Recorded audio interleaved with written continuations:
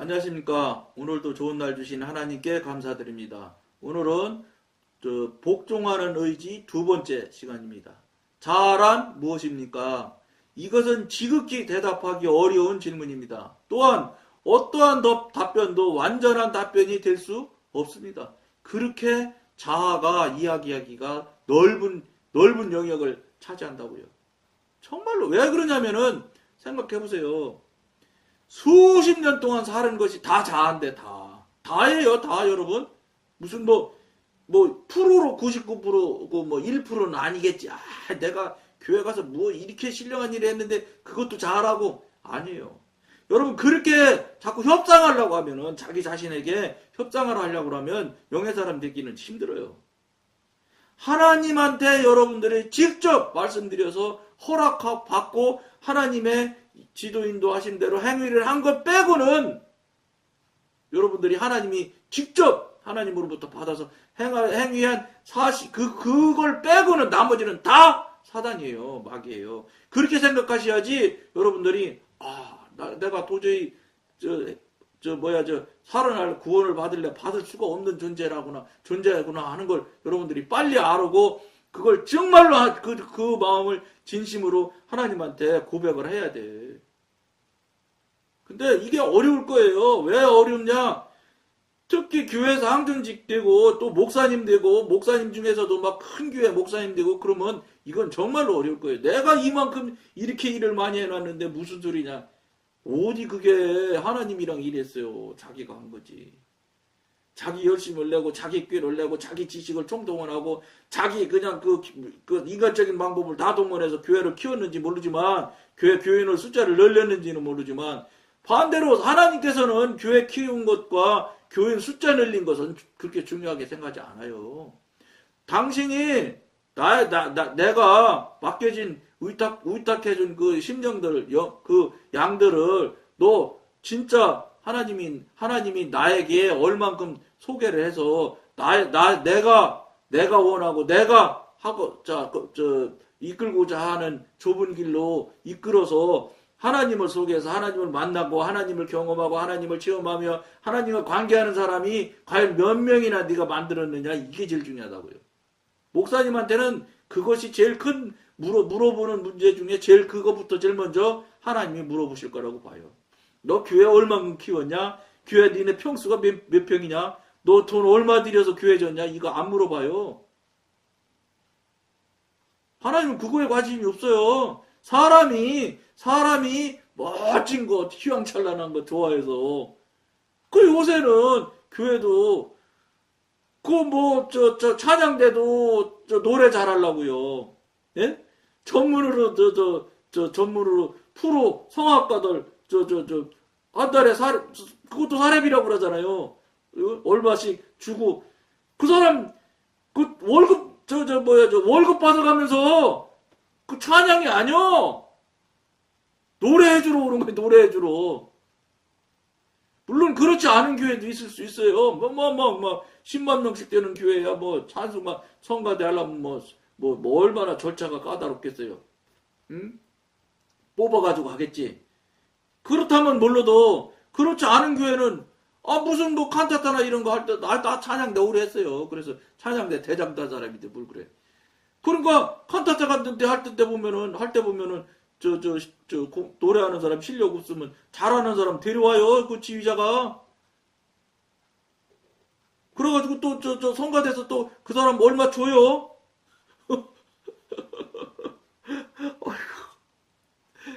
여러분 어디 듣는 성도들은 그게 노래 잘한다 이렇게 들으려는지는 모르겠어요. 성도한테 노래 부릅니까? 여러분 찬양합니까? 이분한테 하는 거 아니야? 하나님한테? 그러니까 이게 본질이 잘못됐다고. 그러니까 이게 참 저도 찬양대 대장 하면서 지휘자들 하시는 것 보면 정말로 안타까워요. 응? 아니 그래도요 여러분 저도 어쩔 수 없었어요. 그런데 저 때는 어쨌든 저 찬양대는 그런 전문가 돈 주어서 이렇게 하지는 않았어요. 하는 건 안 했어. 근데 다른 찬양대는 그렇게 하더라고. 저는 안 했어요. 왜냐 그건 내 마음이 이건 너무 하는 것 같아서. 지휘자는 섭섭했지만 뭐 안 된다고 하니까 뭐 속 좋아했겠어요. 지휘자가 자기 하고 싶은 대로 다 하려고 하는데 찬양대 지휘자 똑똑한 지휘자 만나면 찬양대 대장은 그 사람 그냥 뒷바라지나 열심히 하는 거지 그 사람이 다 해요. 지휘자가. 그러니 돈 주고 사다가 노래 부르게 해가지고 교인들은 찬양대 잘한다고 하는지 모르지만 하나님이 잘한다고 해야 중요한 거지. 그게 절대절명한 일이지. 교인들이 뭐가 중요해? 물론 듣는 사람도 은혜로 들으면 얼마나 좋겠어요. 그러나 본질이 하나님을 찬양하는 거니까 하나님 찬양하는 기분이 중요하다는 거예요. 저는 그러니까 성가대 대장 하면서 촌바디가 그렇게 얘기했어요. 여러분 한 시간 찬양하려면 기도를 2시간 하십시다. 그렇게 하고 찬양하십시다. 여러분 찬양하는 거 헛 노래 부르려면 뭐 그렇게 하시겠지만 정말 하나님을 기뻐하는 찬양하려면 1시간 찬양 위해서 2시간 기도하는 찬양대원 되어야 됩니다. 그렇지 않으면 여러분 은혜 없습니다. 헛 노래 부르는 겁니다. 헛 노래. 그러고 그렇기도 했고 그 다음에 찬양대 가면 또 야유회도 가고 그래야 돼요. 그거 내 돈 들여서도 가고 그랬지. 그거 갈 때 기도했지요. 그다음 이제 야유회를 어떻게 갈까? 그렇게 그 뒤로 제 뒤로는 그렇게 한 사람 눕고 그렇게 할 생각도 못했을 건데 또 뭐 여러분 뭐 자랑으로 들으시지 마시고 가만히 생각하는 게 이게 저 야유회는 가긴 가야 되는데 그 교회 예산으로 가는 것도 한계가 있고 개인적으로 돈을 내서 대장이 내서 가야 되는데 생각을 했어요. 총무들하고 이 눈에서 자 이번에 야유회 가는 거는 좀 다르게 하자. 어떻게 해요? 밥을 싸운다. 자기 먹을 거. 그런데 자기 먹을 거 자기가 싸우지 말고 이제부터는 자기 먹을 거 자기가 싸다 먹는 게 무슨 의미가 있냐. 그러니까 같이 야유회를 가면서 남을 섬기는 기회를 삼아보자. 어차피 내가 만드는 밥을 내가 먹지 않고 내가 정성껏 밥을 만들어서 누군가를 대접하는, 왜냐면 바꿔서 먹으면 누군가 대접하는 격이 되잖아요. 이게 영적인 뭐라고 그럴까 원리예요. 심을 수가 있는 거요. 먹는 게 아니라 내가 나를 위해 먹는 게 아니라. 그래서 그 얘기를 했더니 다 좋게 생각했어요. 그러니까 이제 잘 싸울까요? 다른 사람을 위해서 부담스러워하는 사람도 있다는 거요. 자기 먹는 그냥 아무렇게 가져가도 되지만 남의 건 어떻게 부담스러우면 내가 그래서 광고했어요. 그 소리 듣고 부담스럽게 절대 하지 마라. 부담스러우면 그냥 와라. 그 저부터 부담스럽게 안 하고 그 당시 저 도시락집 있잖아요. 한솥 도시락인가 거기 있어요. 거기 가서 7,000원짜리인가 8,000원짜리 사서 가져갔습니다. 저는. 왜냐? 누구 우리 집사람한테 하고 그러면 많이 하고 막 이러니까 나서부터 부담스럽지 않게 딱 한 사람치 훌륭하게 먹을 수 있을 만큼 내가 가져가겠다. 그러고 사서 가져갔어요. 그리고 어떻게 했냐? 도시락을 자기 거를 자기가 먹는 게 아니라 이렇게 일정한 공간에다가 다 놓으라고 그랬어요. 그러니까 찬압으로 가진 분도 있고 막 이래요. 가져가는, 그러고서 이제 다 예배 마치고 식사를 할 때 자기 거를 가져가지 말고 다른 사람 걸 가져가라. 자기 눈에 보기에 좋은 것. 그거 물론 다 덮여있는, 껍데기 덮여있는 채죠. 다 나눠서 가져서 먹었어요. 그러고도 그냥 하나씩 먹었냐. 그게 아니라 둥그렇게 이제 이렇게 끼리끼리 모여서 이제 밥을 먹게 되는데 얼마나 그 대원들이 은혜를 받는지요. 그렇게 좋아할 수가 없어요. 근데 그렇게 좋아했는데 그 다음에 대장이 다른 분이 했을 때 그런 일을 다시 반복했느냐? 하나도 반복 안 하더라고요. 그게 그렇게 되는 게 아니구나. 이게 아무리 좋고 그게 그렇게 은혜가 되고 그랬는데도 이걸 계속 이어서 가지를 못하는구나 하는 걸 제가 알았어요. 뭔지 아세요? 이런 것들이 영의 일과 육신의 일의 차이예요. 육신 영역에 있는 사람들은 영의 근본으로 시작해서 하는 일들에 대해서 좋다고는 생각이 들지만 그 일을 자기가 받아들여서 하지를 못해요. 이상하더라고요. 그거 똑같이 지난 대장이 했었던 것도 참 좋더라. 그러니까 이번에도 그렇게 하자 하면 될 텐데 그 그걸 못 하더라고. 이상하지요. 이상한 일이에요. 그렇기 때문에 이쪽 영역, 그 3차원 육신에 갇혀 있는 상태에서는 절대 영의 영역을 침범하지를 못하는 것 같다. 못한다. 그걸 제가 여러분한테 막 확신하게 말하잖아요. 근데 저쪽에서는 이쪽으로 당연히 알지요. 9단, 5단 하는 사람은 3단, 2단, 1단 다 할 줄 알아요. 근데 2단밖에 못 외우는 사람은 3단 모르는 거나 똑같아요. 물론 그것과 다른 정도 수준이 아니죠. 훨씬 더 격이 많이 차이가 나는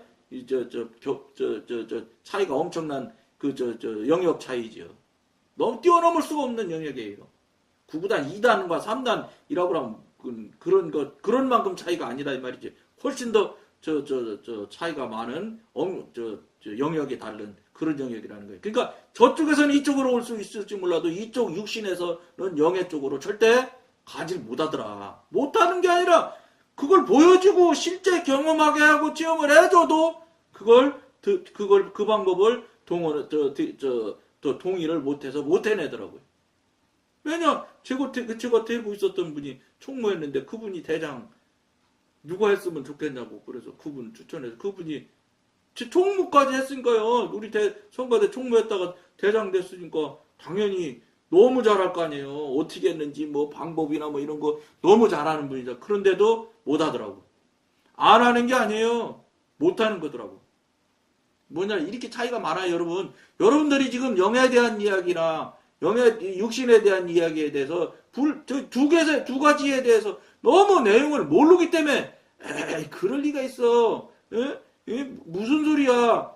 근데 여러분 이 영과 육신의 차이라는 게 이 엄청난 간격이 있다는 것을 도저히 넘어갈 수가 없는 영역이라는 것을 여러분들이 빨리 알아야 돼요. 그렇지 않으면 아직도 자아에 사로잡혀서 내 경험, 내 자신의 내가 볼 때, 내 관점에 볼 때 잘하면 뭐 훌륭한 신앙이다, 신령한 신앙인이다 이렇게 생각한단 말이죠. 아니다는 거예요. 천만의 말씀이라는 거예요. 여러분들이 생각하는 것처럼 그러니까 하나님이 말씀했잖아요. 너희 생각과 내 생각은 다르다 얘기하셨잖아. 그거 이미 말하셨어요 성경에. 근데 교회 오래 다니고 교회에서 많은 일을 하면 할수록 어떤 특징이 있느냐? 하나님 생각도 내 생각이랑 똑같을 거라고 생각하는 사람이 절대 다수가 그렇다는 거예요. 아니라는 거예요, 절대로. 천만의 말씀. 그렇기 때문에 그 이스라엘 백성이 가데스 바네아에서 그 요단 동편 아니에요. 요단강만 건너가면 바로 가나안 가서 다 정말로 적과 꿀이 흐르는 땅에서 이 하나님 뜻 안에서 정말로 기가 막힌 천국의 삶을 살 수 있었을 텐데 그걸 안 한단 말이에요. 모른다니까요. 그쪽에 대한 것은. 얘기를 하잖아 두 사람이 여호수아하고 갈렙이. 그런데도 그게 설득이 안 돼요. 그런데 더 안타까운 건 한국교회는 여호수아 갈렙 같은 사람이 그 당시에는 둘이나 있었는데도 못했는데 지금은 한 사람도 없다는 거예요. 한 사람도 없다는 게. 한국교회에 없어요 그런 사람이. 그러니까 뭐 교회가 그러니까 옛날처럼 숫자 많은 사람이 이거 10명이 해서 막 전부 다 막 거기 가면 죽는다고 안 된다고 했잖아요. 그러니까 그 절대 다수가 가나안 들어가면 안 된다고. 그래서 광야로 돌아갔잖아요. 제가 다니던 통합교회에서 절대 다수가 어떤 장로님을 그렇게 내쫓으려고 그러고 그 장로님 보고 그랬어요. 그 원로 장로님이랑 상갓집에서 만나가지고 그 얘기를 했어. 내가 이 얘기를 했어요. 여호수아 갈렙 얘기를. 장로님 교회는 숫자 싸움하면 안 돼. 그랬더니 팍 놀아서 가지고요. 저쪽으로 가서 다시는 안 오더라고. 여러분 교회는 숫자 하면 안 되는 거요. 교회에 왜 민주주의야? 민주주의는 대통령 뽑을 때 하는 거고. 방법이 없으니까 대통령 뽑으려면. 그러니까 그건 할 수 없어서 민주주의 한다 부르지만 교회에서는 민주주의 하면 안 되는 거예요. 하나님주의지. 근데 안타까운 게 하나님 추이를 할 수 있으려면 하나님을 알아야 되는데,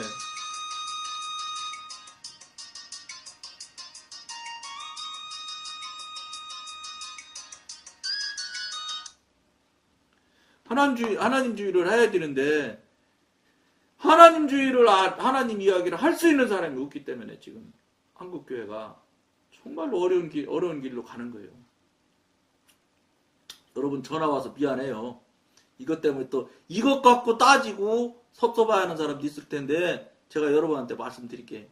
이 방송 와서 영을 이야기하고 성령님 교통 얘기를 한다고 하면, 뭐 전화 받을 수도 있지 하고, 그런 좀 뭐라고 그럴까, 그 넓은 마음을 갖는 것도 여러분들한테 하나님의 훈련받는 영성 훈련을 받는 사람으로서 좋은 태도예요. 그렇다고 제가 어떡하겠어. 전화 오는 걸 어떻게 할 수는 없잖아요. 그러나 자의지라고 말한다면 정답에서 그리 멀지 않은 답변이 될 것입니다. 사람의 의지는 사람의 근본적인 인격과 욕망과 의도를 나타내므로 사람의 본질은 그 의지 안에 있다고 말할 수 있습니다. 하나님은 은혜가 사람 안에서 역사하기 전에 사람이 가지고 있는 모든 것은 그가 성도이든 죄인이든 간에 일반적으로 하나님과 대립됩니다.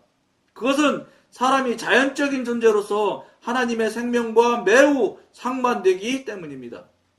자아가 이렇다는 거예요. 따라서 구원이란 사람이 가진 자연적 의지, 곧 동물적이고 육신적이며 자아에서 비롯되는 의지로부터 그 사람을 구해내는 것입니다. 여기에서 한 가지 알 수 있는 사실은 하나님께서는 구원하실 때에 우리에게 새 생명을 주실 뿐만 아니라 우리의 의지를 하나님께로 전향시키는 일을 하신다는 것입니다. 그러니까 구원받은 사람이라면, 즉 성령님과 교통교제가 된다면 늘 하나님을 생각하게 돼 있어요. 하나님 그 주변에서 떠나질 않아요. 그거를 여러분들이 나도 모르게 그런 삶을 살게 돼야 돼. 그게 영의 사람이 되었다는 분명한 증거예요. 왜냐? 전에는 그러기 전에는 뭐였냐?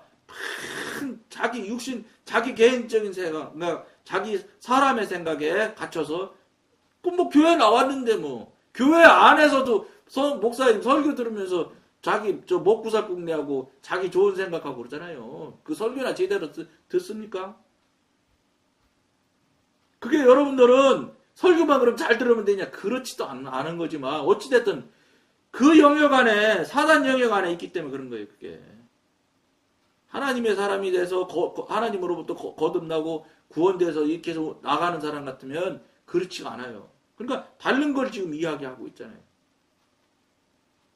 이거를 여러분들이 스스로 빨리 깨닫고 깨우쳐야 돼요. 그래야 이거 내가 지금 그래서 내가 자꾸 이런 생각이 들고 자꾸 예배 시간에 잡념이 들어오는구나, 이런 생각도 여러분들이 하셔야 되는 거예요. 알아야 된다고. 실체를 알아야 여러분들이 거기서 회개도 일어나는 것이고, 거기에서 돌이켜서 그쪽으로 가지 않고 돌이킴이 있어야 될 거 아니에요.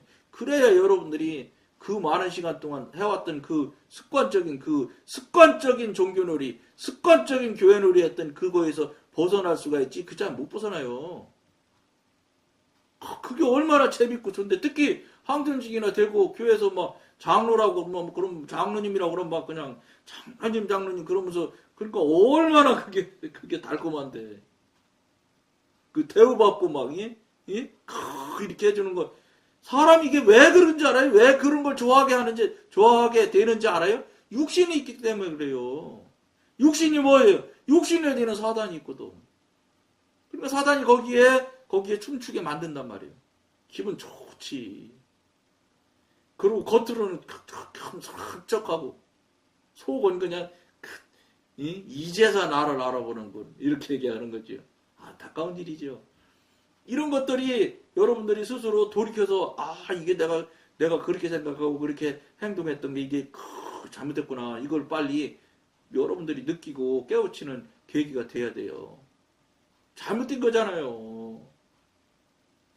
말로는 그러잖아요. 목사님, 저 장로님, 권사님, 안수 집사님, 뭐 서리 집사님들 이게 저 많이 죽을수록 저 많이 죽는 순서가 뭐 그렇게 목사님이 제일 많이 죽어야 되고 뭐 장로님이 더 그다음 죽어야 되고 뭐 이래야 된다고 말은 하잖아요. 더 낮아져야 된다고. 말은 그러지 말은. 근데 행위가 그러냐? 아니잖아. 행위가 거꾸로잖아요. 왜? 거꾸로니까 펜스 타는 거 자랑하고 골프 치러 다니시고. 저는 골프 치는 거 별로 찬성하지 않아요. 목사님들. 왜냐면 당신 월급으로 친다면 내가 아무 소리 안 하지. 월급으로도 아니 월급이라고 합니까? 사례비라고. 그렇다며.